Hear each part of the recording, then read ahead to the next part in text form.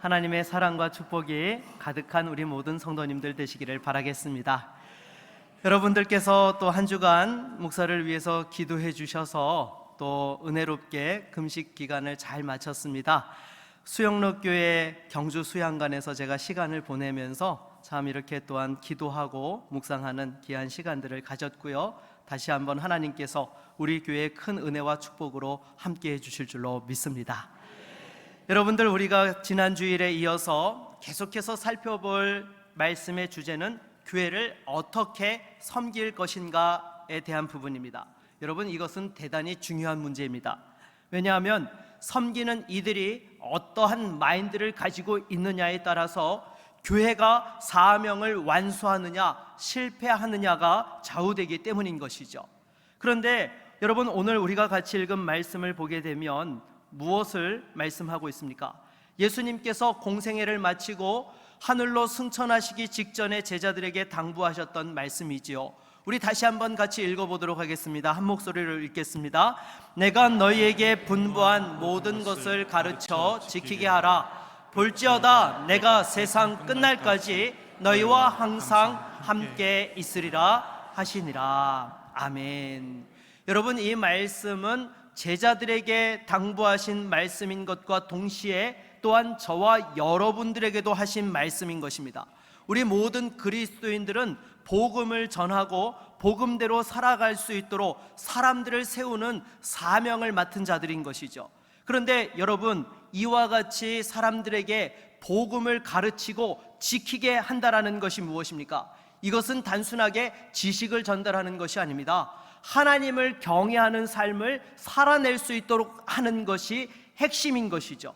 그래서 여러분, 이것을 위해서는 때로 권위를 가지고 가르치는 부분들도 필요하지만은 중요한 것은 삶을 통하여서 실제적인 것이 무엇인지를 그들에게 보여줄 수 있어야 되는 것입니다.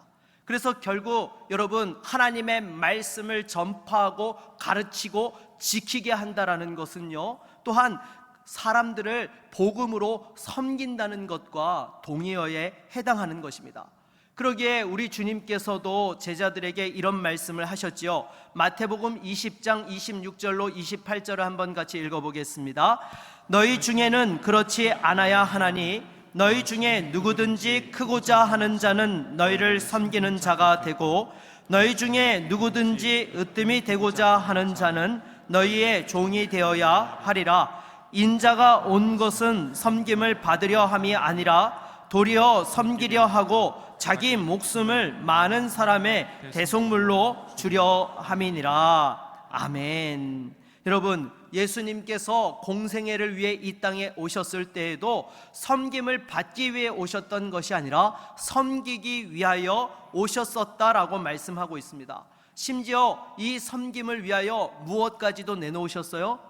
목숨까지도 내어놓고 우리의 또한 대속물이 되어 주셨던 것이죠.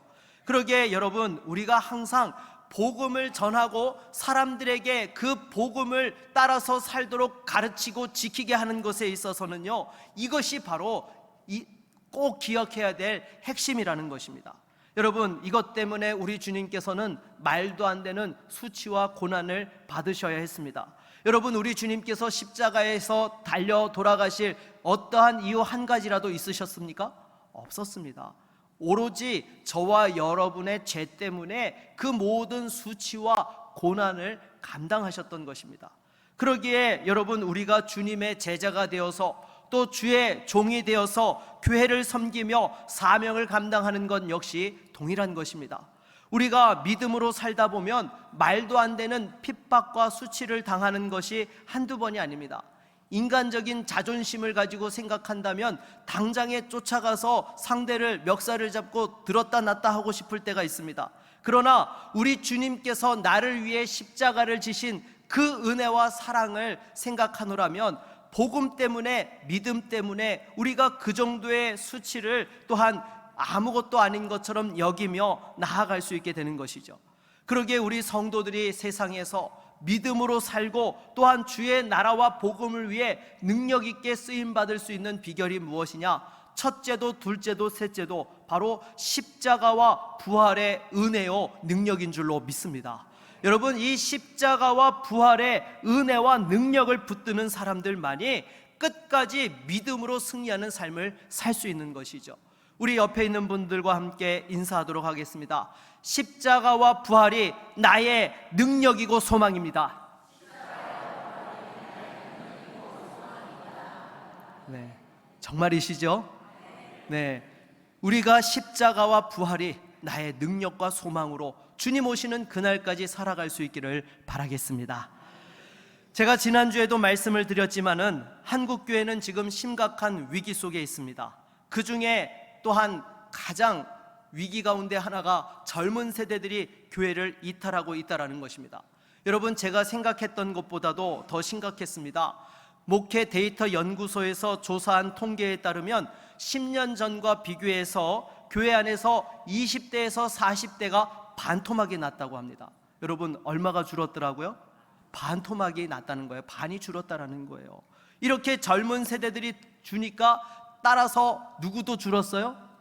주일학교도 줄었어요. 여러분, 물론 이 아이들이 줄어드는 것은 한국 사회의 지금 전반적인 현상이기도 합니다. 10년 전과 비교하면은 한국 사회의 아이들이 19%가 줄었다고 합니다. 그런데 주일학교는요 19%가 아니라 36%가 줄었대요. 근데 20대에서 40대가 반토막이 난 거에 비하면 그나마 양호한 수치예요. 그 이유가 어디에 있을까요? 바로 할아버지 할머니들 덕분이에요. 여러분, 부모들은 교회 안 다녀도 할아버지 할머니들은 손주 데리고 꾸역꾸역 어떻게 해서든지 믿음 지키게 하려고 데리고 나오다 보니까 그나마 주일학교가 반토막 나지 않고 그 정도 선방을 하고 있다는 것이죠. 그런데 여러분, 실제적으로 일반적인 교회에서 느끼는 체감은요 사실은 이거보다 훨씬 큽니다. 참고로 여러분, 서울대학교 출신 연봉 탑3가 어떤 학과인지 아세요? 저는 처음에 서울대 경제학과나 아니면 서울대 의대가 아닐까 이런 생각을 해봤어요. 그런데 의외더라고요. 1등이요 동양사학과예요. 삼성 이재용 회장이 동양사학과 출신이더라고요. 그리고 2등은요 미학과입니다. 하이브의 방시혁 의장이 지금 이 미학과 출신인 거예요. 그리고 3등은 서양사학과입니다. 신세계 정용진 회장이 서양사학과 출신인 거예요. 네, 서울대 경영학과, 경제학과, 전자공학과 이런 게 전혀 순위에 들지 못하더라고요. 그런데 마찬가지로요, 지금 교회 주일학교가 36%가 줄었다라고 하는데 실은 일반 교회에서 느끼는 체감은 어느 정도 될까요? 제가 볼 때 80% 이상이라고 봅니다. 왜냐하면은요, 코로나 이후에 이 주일학교의 큰 교회 쏠림 현상이 가속화되었기 때문인 것입니다. 여러분 잘 보십시오. 코로나 이전에는요 작은 교회라도 주일학교가 있었어요, 없었어요? 있었어요. 근데 지금 코로나 끝나고 나서요 주일학교 없는 교회가 태반입니다. 제가 여러 번 말씀드렸잖아요. 우리 구미노회에서 지금 이 여름 성경학교를 제대로 커버할 수 있는 교회, 영화부부터 청년부를 전 부서를 자체적으로 커버할 수 있는 교회는요 제가 볼 때 한 대여섯 교회밖에 안 되는 것 같아요. 그리고 그나마 성경학교를 하는 교회가 10개도 채 되지 않는 그런 정말 엄청난 위기 속에 지금 처해 있는 것입니다. 여러분, 그렇다면 왜 젊은 세대들이 이렇게 교회를 떠나고 있는 것일까요? 이것은 단순 현상이 아니라 여러 가지 복합적인 이유가 있는 것이죠. 그 첫 번째 중에 하나가 바로 설교에 대한 불만 때문이라고 합니다.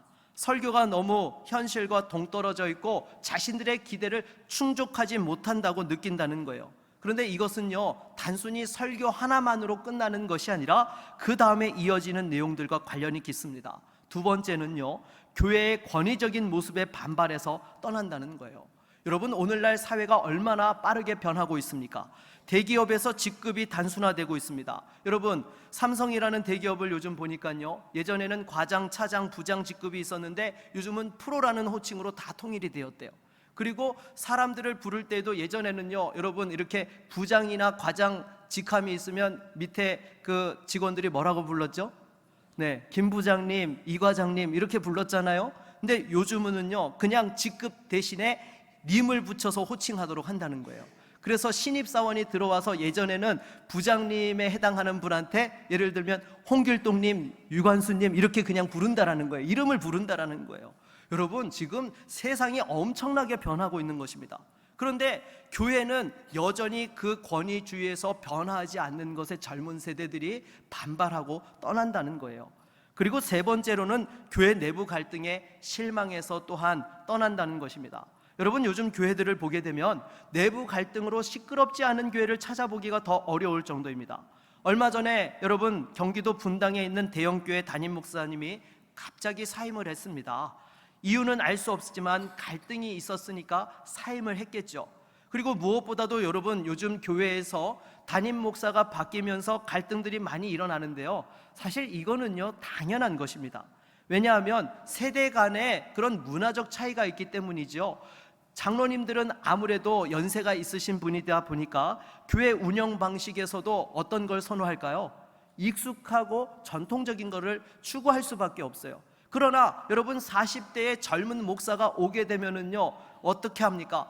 시대의 변화에 발맞는 그러한 아이디어를 가지고 교회를 또한 새롭게 한번 일으키고자 하는 열망들이 있는 것이죠. 그래서 이 차이가 나는 것은 당연한 것입니다. 그런데 여러분, 그렇다 하더라도 어떻게 해야 되는 것입니까? 젊은 목회자도 전통에 익숙한 당회를 기다려줄 줄 알아야 되는 것이고요, 당회도 어떻게 해야 되는 거예요? 젊은 목회자에 대해서 오픈 마인드로 그 아이디어를 존중하고 어떻게 하면 함께 갈 수 있을지 고민해야 되는 거예요. 이렇게 서로 한 발씩 양보를 해야지만 교회가 건강하게 사명을 잘 감당할 수 있는 것이죠. 그런 면에서 여러분, 우리 교회는 좋은 교회입니까? 나쁜 교회입니까? 네, 좋은 교회예요, 여러분들. 여러분, 제가 우리 교회에 부임하고 나서 위임식을 끝난 그 다음날 우리 장로님들과 1박 2일로 MT 갔다 온 거 아시죠? 그 MT에 1박 2일 세미나 워크숍을 가가지고요, 제가 첫 번째로 얘기했던 것이 뭔가 하면은요, 우리 교회 이전해야 됩니다 라고 이야기를 했어요. 여러분, 생각해 보세요. 교회에 온 지 6개월밖에 안 되고 엊그제 위임식한 목사가 장로님들한테 교회 옮겨야 된다는 이야기를 꺼내오니, 여러분, 장로님들이 거기에 동의할 분이 한 분이라도 계셨겠습니까? 다들 이게 웬 날벼락인가 싶지 않았겠어요? 그런데 이렇게 목사가 계속해서 기도하면서 비전을 제시했을 때에 6년 만에 우리 장로님들이 다음 세대를 위해서 결단하셨어요. 그리고 이제 9월이면 확장단지에 새성전에 입당하게 된 것입니다. 그렇게 여러분, 또한 목사와 장로들이 당회가 함께 마음을 모아가지고 교회의 미래에 대해서 손을 잡고 나아가니까 이런 기적의 역사들을 보게 된 것이죠. 그래서 좋은 소문이 나니까 지금 젊은 세대들이 찾아오고 주일학교가 부흥하고 있는 것입니다. 여러분, 지금 우리 교회 영아부부터 고등부까지 평균 출석이 얼마가 되느냐? 전체 합해 보면은 200명에 해당합니다. 여러분, 지금 청장년 출석 인원의 30%에 해당하는 인원이에요. 별로 놀라지도 않으시네요. 여러분들, 지금 다른 교회 가서 이런 이야기 해보십시오. 깜짝 놀래요. 어떻게 교회에 아이들이 어른들의 비율의 30%에 해당하는 아이들이 있을 수 있느냐라고 말이죠. 여러분, 정말 여러분, 제가 문제점을 이야기한다면서 우리 교회 좋은 점만 이야기하고 있는데요, 네, 아무튼 함께 기도하며 나아갈 수 있기를 바라겠습니다. 그리고 네 번째로 젊은 세대들이 교회를 떠나는 이유는요, 너무 정치적으로 편향된 것에 반발한다라는 것입니다. 여러분, 일부 교회는 특정 정당이나 정치적 입장을 지지하면서 반대 의견을 가진 사람들을 이렇게 완전히 배제하는 경향이 있는데, 이에 불편해하고 반발한다라는 것이죠. 참고로 정교 분리에 대해서 오해하는 분들이 많이 있는데요, 여러분, 정교 분리는요, 교회가 정치에 대해서 어떠한 말도 서로 하지 않는다, 이게 아니에요. 교회와 정치가 서로의 권력을 장악하지 않고 그 독립성을 존중해 준다라는 것이 정교 분리의 원칙인 것입니다. 그러니까 여러분, 교회가 정치에 대해서 때로는요, 성경적인 관점에서 필요한 이야기가 있으면 해야 돼요, 하지 말아야 돼요? 해야 되는 겁니다. 여러분, 구약 성경에서도 보십시오. 이 선지자들이 정치에 관련된 그러한 이야기들을 얼마나 많이 했는지 아십니까? 예레미야 시대만 하더라도 당시 유다가 바벨론에 대해서 적대시하고 애굽과 동맹을 강화하려고 하니까 이 예레미야가 뭐라고 말씀을 선포했어요? 바벨론에 순복하라라고 이렇게 말씀을 선포했습니다. 유다와 이스라엘 백성들이 잘 되고 살 길은 그 길밖에 없다라고, 그것이 하나님의 뜻이라고 전했어요. 그럼에도 유다 귀족들과 백성들이 거부하다가 그 유다의 마지막 왕이었던 시드기야는 자기 눈앞에서 아들들이 다 죽임당하는 것을 보고 자신도 두 눈이 뽑혀가지고 포로로 바벨론에 끌려가게 되었던 것입니다. 여러분, 교회가 특정 정당에 편향되고 정치적으로 너무나 한쪽에만 이렇게 몰려서는 안 되는 것이죠. 그러나 성경적인 관점에서 올바른 것이 무엇인지는 이야기하고 가르쳐야 한다는 것입니다. 그렇게 보면 오늘날 교회가 세상과 가장 많이 부딪히는 문제 가운데 하나를 꼽으라고 하면 무엇이 있을까요? 동성애 문제가 있죠. 여러분, 지금 물론 동성애자들을 혐오하거나 차별하라는 그런 이야기가 아닙니다. 세속적인 국가이기 때문에 또한 동성애도 개인의 행복 추구권에 해당되고 법적으로도 그것을 허용하고 있는 상황인 거예요. 그런데 성경은요, 이 동성애에 대해서 뭐라고 이야기하고 있습니까? 해서는 안 된다라고 금하고 있는 것이죠. 그래서 동성애가 허용은 되되 법적으로 차별금지법에 포함시키는 것은 어떻게 해서든 막아야 되는 것입니다. 이게 심각한 이유가 무엇인가 하면 동성애를 합법화하는 것으로 끝나는 것이 아니에요. 그 순간부터 성경의 진리를 교회에서 제대로 가르칠 수 없게 되는 것입니다. 여러분, 이미 미국에서 그런 일들이 벌어지고 있잖아요. 그런데 이게 더 심각한 것은요, 거기에서 끝나는 것이 아니라 성도들의 생각 속에도 은연중에 자기도 모르게 성경의 절대 진리를 상대화하는 일들이 생겨난다는 거예요. 여러분, 생각해 보십시오. 성경은 분명히 금하고 있는데 현실에서는 허용되고 있어요. 그러면 성경과 현실의 그 괴리감 속에서 성경의 절대 진리에 대한 부분이 자기도 모르게 또한 그것이 약해질까요? 강화되어질까요? 약해질 수밖에 없는 거예요. 그러면 나도 모르게 여러분, 그 성경의 진리를 상대화하는 일들이 일어나는 것입니다. 이거는 신앙에 아주 치명적인 거예요. 여러분, 성경은 절대 진리입니까? 상대 진리입니까? 절대 진리예요. 우리가 이 세상을 살아가며 영원한 천국에까지 절대로 놓지 말아야 될 변치 않는 진리의 말씀이 바로 성경인 줄로 믿습니다. 그래서 여러분, 이 동성애에 대해서요, 개인 취향인데 굳이 교회에서 그렇게 반대해야 되나, 개인 인권을 존중하는데 뭐 그렇게 큰 문제가 되느냐라고 이렇게 받아들여서는 안 된다라는 것입니다. 성경이 절대 진리라는 우리의 신앙이 그 근본이 흔들리는 상황이 발생하게 된다라는 것이죠. 그렇다면 여러분, 이 젊은 세대들이 다시금 교회로 돌아오기 위해서, 신앙을 회복하기 위해서는 어떻게 해야 될까요? 먼저 첫 번째로 이들의 목소리에 귀 기울여야 하는 것입니다. 여러분, 젊은 세대가 가진 고민과 생각을 진지하게 듣고 그들이 교회에서 느끼는 문제점을 개설하려는 노력이 필요한 거예요. 그러기 위해서 가장 좋은 방법이 무엇일까요?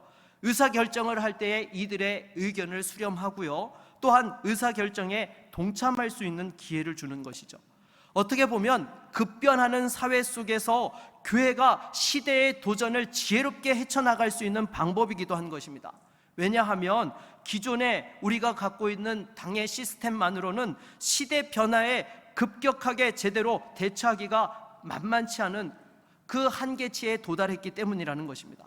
여러분, 솔직히 우리 윗세대까지는요, 시대 변화가 이렇게 급격하게 이루어지지 않았습니다. 산업화가 이루어졌다 하더라도요, 여러분, 어른들의 지혜를 따라가는 것이 가장 안전하고 현명한 방법이었습니다. 그러나 여러분, 우리가 살아가고 있는 시대는 하루하루가 다르게 급변하고 있습니다. 대표적으로 스마트폰을 사용하기 이전과 이후가 여러분 완전히 다른 세상이 된 것이죠. 여러분, 정말로 우리의 삶과 생각과 행동 방식에 많은 변화가 일어났습니까? 일어나지 않았습니까? 일어났어요. 그런데 이보다 더 급한 변화가 곧 다가올 상황입니다.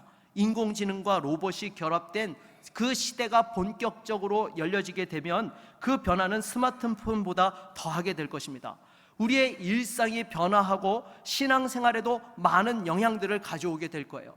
기존에는 생각하지 못했던 고민들을 하게 될 것입니다. 그런데 이런 변화가 서서히 일어나느냐? 아니요, 급작스럽게 이루어지게 된다는 것입니다. 여러분, 당장에 코로나 때에 온라인 예배만 하더라도 어떻습니까? 정말 교회 안에서 서서히 이제 교회도 온라인 시대를 준비해야 되니까 온라인 예배에 대해서도 또한 우리가 준비하고 또 신앙적으로 잘 정립해야 돼. 서로 공감대를 형성해 가면서 서서히 온라인 예배라는 것이 이루어졌어요? 아니죠. 코로나 때문에 갑작스럽게 모일 수 없으니까 온라인으로 예배를 송출하면서 모이지 못하는 성도들의 그 신앙을 함께 유지하기 위한 대체제로서 그 부분들이 갑작스럽게 교회 안에 들어오게 되었다라는 것입니다. 그러기에 급변하는 시대에 대처하려면 어른들의 지혜만으로는 부족한 시대가 되었다라는 것이죠. 젊은 세대들의 지혜도 필요한 시대가 오늘날의 모습인 것입니다. 여러분, 당장의 세상에서도 보십시오. 토스증권이라는 회사가 있는데요, 김승현 대표가 취임 1년 만에 회사 당기 수익이 8배가 증가하고 적자였던 회사가 흑자로 전환하게 되었습니다. 그런데 대표가 몇 년도생이냐? 1980년생이에요. 여러분, 아직 50도 되지 않았습니다. 지금 40대 이렇게 젊은 초반의 그러한 CEO인 것입니다. 그런데 1년 만에 엄청난 실적을 이룬 것이죠. 왜요? 시대 변화를 읽고 잘 대처했기 때문이라는 것입니다.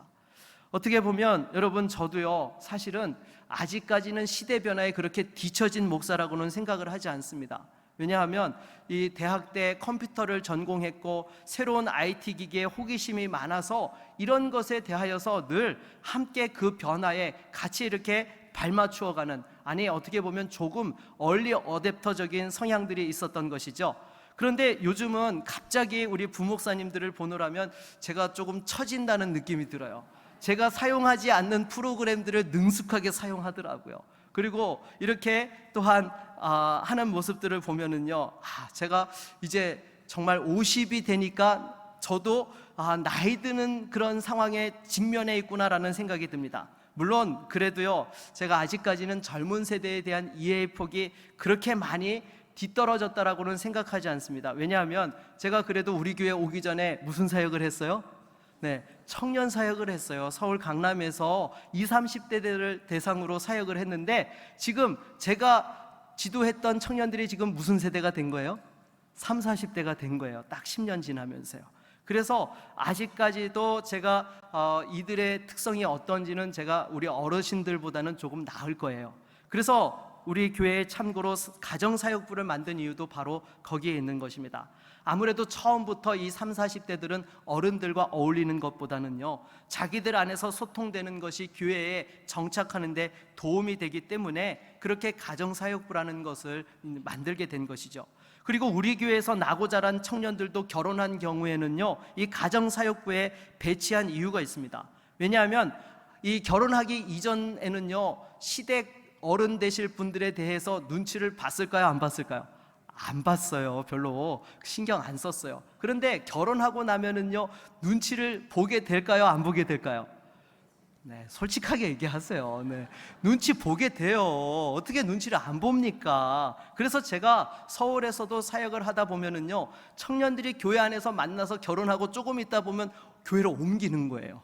이 시댁 어르신들하고 함께 신앙생활하는 것이 불편하더라고 이렇게 옮기는 거예요. 그래서 제가 기존 구역에 배치를 안 하고 가정사역부에 보낸 이유가 있습니다. 물론 우리 결혼한 이 신혼가정 부부들이 가정사역부에 가면 좀 많이 낯설 거예요. 왜냐하면 지금까지 나고 자란 교회에서 자기를 모르고 전혀 자기 가정의 배경을 모르는 사람들로 가득 차 있는 그 분위기에 둘러싸이는 것 자체가 어색하게 느껴질 겁니다. 그런데 사실은요, 그 어색함을 조금만 넘어서면 오히려 신앙생활을 마음껏 하는데 도움이 되는 것이죠. 그리고 이들이 또한 그 속에서 함께 자리 잡으면 나중에 젊은 세대들의 또 새로운 구심점 역할을 하는 시간이 오게 될 것입니다. 네, 가정사역부 얘기는 여기까지만 하겠습니다. 그래서 다시금 돌아와서요, 저도 우리 교회 온 지 벌써 보니까요, 횟수로 따지니까 10년째예요. 10년째. 이제 이렇게 10년만 더 있으면 저도 몇 살이 되는 거예요? 네, 60세가 되는 거예요. 그러면 얼마 되지 않는 것 같은데 시간이 정말 순식간에 지나가더라고요. 그래서 저도 아마 60세가 되면 아무래도 젊은 세대에 대한 이해도가 많이 떨어지게 되고, 어떻게 보면 우리 어른들과 같은 시점이 오게 될 것입니다. 그런데 시대는요, 이전보다도 앞으로 우리의 미래는 더 많이 변하면 변했지 덜 변할 가능성은 1도 없는 상황인 것이죠. 그러한 변화의 시대적 도전에 교회가 늘 새로운 변화를 이어가면서도 본질적인 사명을 잘 감당하기 위해서는 어떻게 하면 좋을까요? 바로 이 의사결정권에 각 세대들이 동참하는 것이 효과적일 것입니다. 여러분, 우리 교회도 보십시오. 지금 원로 장로님들 되신 분들은요, 사실 우리 교회에 처음 장로로 임직했을 때에 40대에 임직하신 분들이에요. 그리고 또 위에 50대, 60대 어르신들이 함께 섞여 있었기 때문에 당회가 골고루 그 세대의 변화에 발맞추어서 나갈 수 있는 그런 상황이었죠. 그런데 요즘은 교회가 고령화되어지면서 40대에 장로 되는 게 여러분 가능해요? 불가능해요? 불가능합니다. 여러분, 50대도 쉽지 않아요. 요즘은 60세 초반 정도 돼야 될까 말까 한 것이 오늘날 시대적 상황인 거예요. 그러다 보니까 아무래도 당회가 예전보다 그러한 유연성들이 떨어질 수밖에 없는 상황이 이루어지게 된 것이죠. 그래서 젊은 세대들이 많이 부흥하는 교회들을 보게 되면은요, 어떻게 이러한 부분들을 커버하느냐, 당회가 영적인 지도에 힘쓰고 교인의 입회와 퇴회, 성례와 임직, 권징과 노예와 관련된 그러한 일들을 감당하고요, 그리고 운영위원회를 두어서 각 위원회의 의사결정에 장로님들만 참석하는 것이 아니라 각 분야의 전문가들과 관심과 열정이 있는 집사님, 권사님들이 함께 참여를 해서 시대적 변화에 함께 대응하고자 머리를 맞대고 고민하고 기도한다라는 거예요. 물론 여러분, 의사결정 시스템은요, 하루아침에 바꿀 수 있는 것이 아닙니다. 그러나 우리 교회도 앞으로 이 시대적 도전 앞에서 하나님이 주신 이 새로운 사명을 잘 감당하고 또한 은혜와 축복을 이어가기 위해서는요, 시스템에 대한 고민과 또한 기도가 필요한 것입니다. 여러분, 이거는 선택사항이 아니에요. 우리가 정말 이 시대 변화에 대해서 하나님 앞에 지혜를 구하는 부분들이 필요한 것입니다. 여러분, 지금 시대는요, 성전만 아름답게 지어 놓는다고 부흥하는 시대가 아닙니다.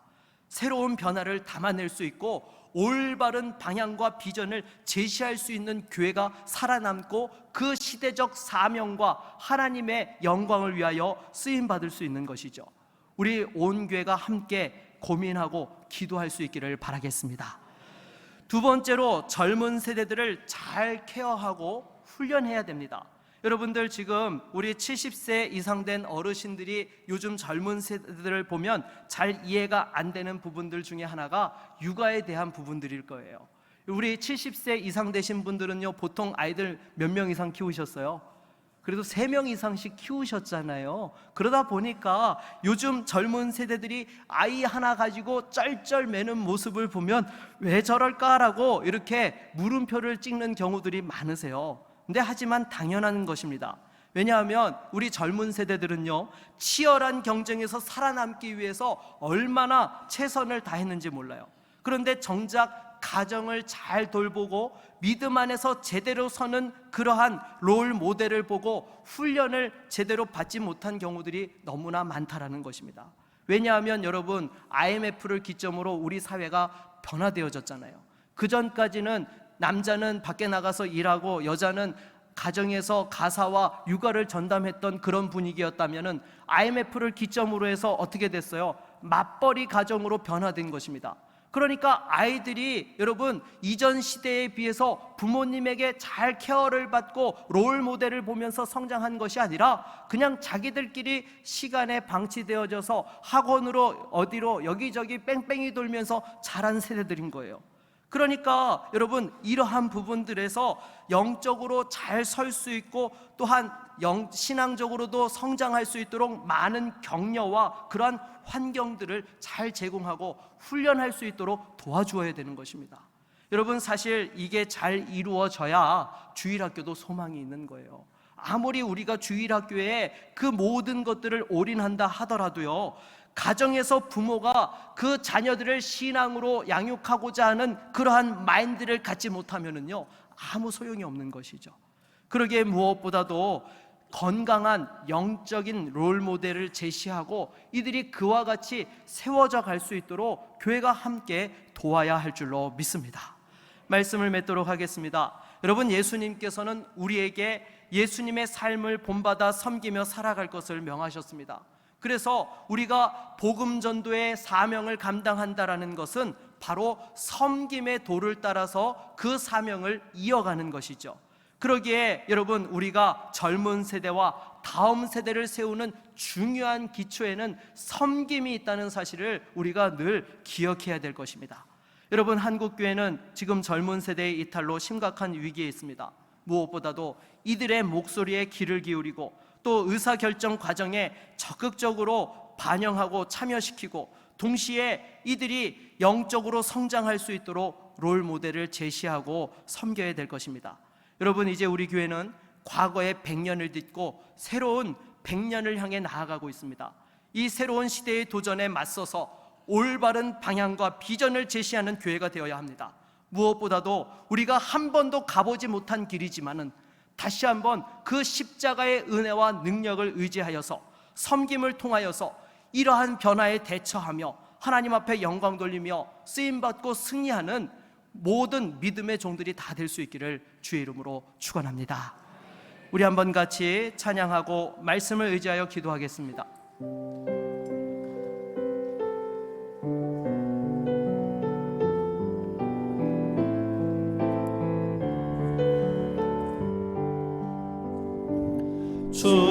주보혈 날 정결케 하고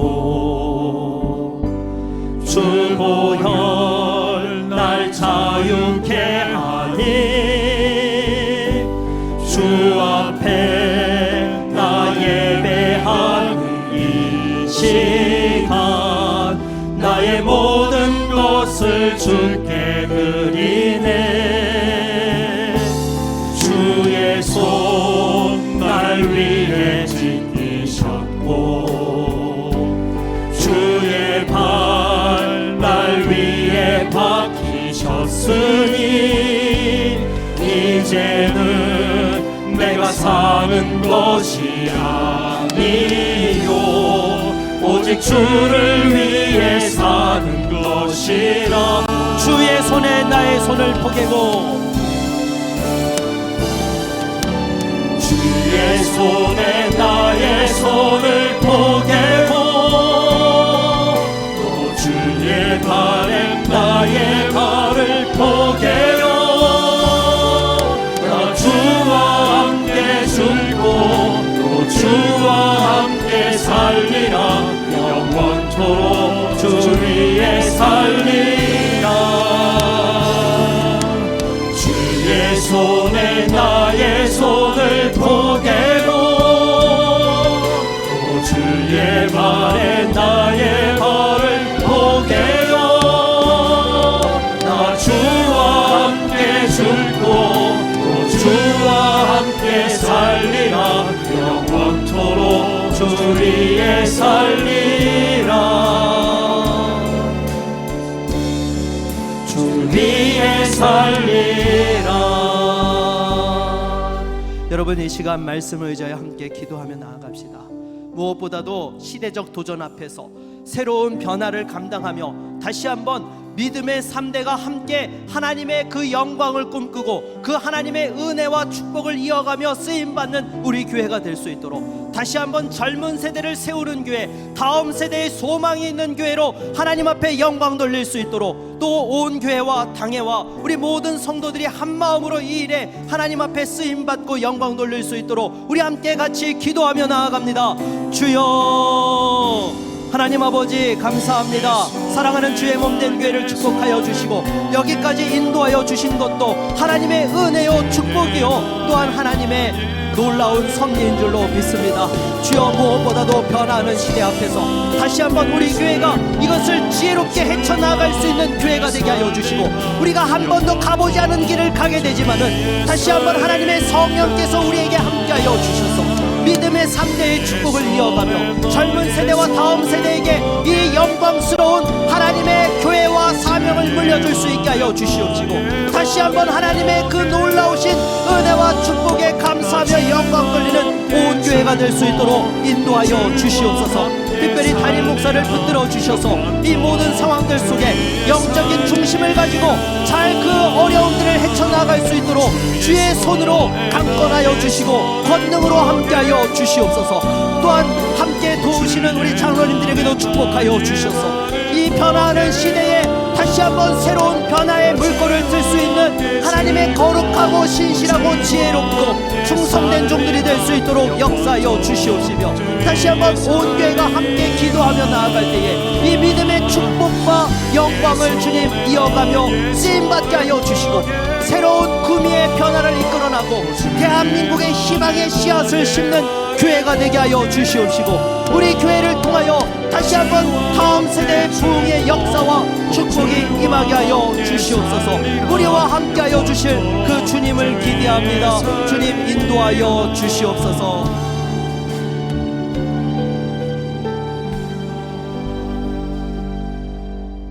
예수 그리스도의 이름으로 기도드립니다. 아멘.